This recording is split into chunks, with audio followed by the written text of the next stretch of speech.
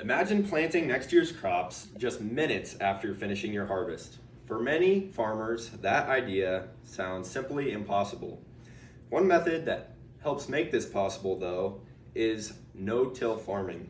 Today, I'm going to explain what no-till farming is and discuss some of its main advantages and disadvantages. Understanding this practice can help you see how farmers today are working to improve soil health, reduce costs, and stay productive all at the same time. First, I'll explain what no-till farming is. Then I'll explain some of the major advantages of no-till farming. And finally, I'll discuss with you some of the challenges that come with it. To start, let's talk about what no-till farming actually is. Traditionally, farmers prepare their fields through a process called tillage. Tillage means turning or disturbing the soil to create a seedbed where crops can be planted. Farmers often use equipment to break up the soil, mix in crop residue, and prepare the ground for the next crop. However, no-till farming works differently. Instead of turning the soil every season, farmers leave soil mostly undisturbed. The leftover plant material from the previous crop, called residue, stays on the surface of the field. The residue acts as a protective layer over the soil. According to research by Guerre, Johnson, and Perkins in 1980, this method helps protect the ground from environmental damage. It also helps slow down water runoff, which allows more water to soak into the soil instead of running off the field. Because of this, the soil stays healthier over time.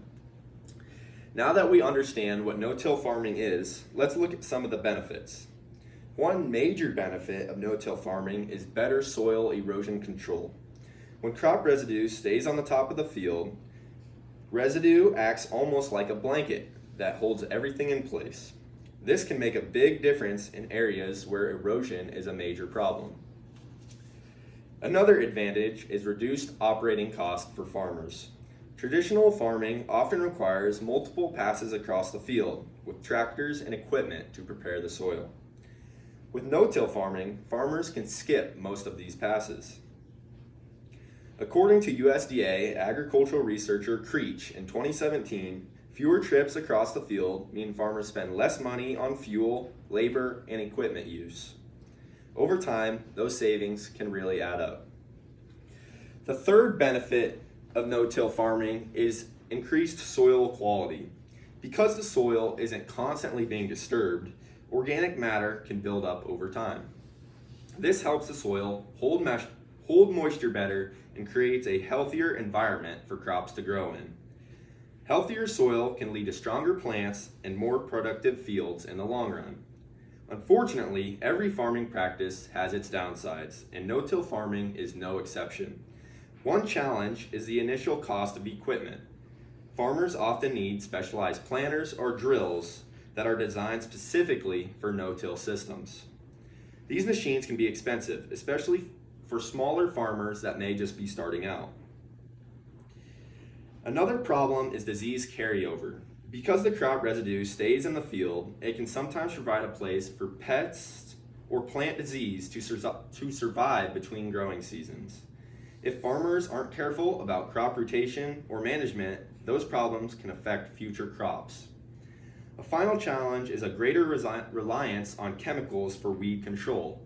In traditional farming, tillage helps control weeds by turning them under the soil. Without tillage, farmers often depend more on herbicides to manage weeds. According to the USDA Climate Hub, this increased chemical use can be a concern for both environmental and cost reasons. All right, we've looked at both the pros and cons, so let's wrap this up. Today, I explained what no-till farming is and discussed its main advantages and disadvantages for modern agriculture. First, we talked about how no-till farming leaves the soil undisturbed and keeps residue on the surface to help protect the land. Next, we looked at several benefits, including soil erosion. And finally, we discussed some of the challenges, such as cost of specialized equipment, the risk of disease carryover, and the increased reliance on chemicals. Think back to the idea of planting next year's crops just minutes after harvest. No-till farming helps make that possible. This practice is becoming an important part of how farmers manage their fields today.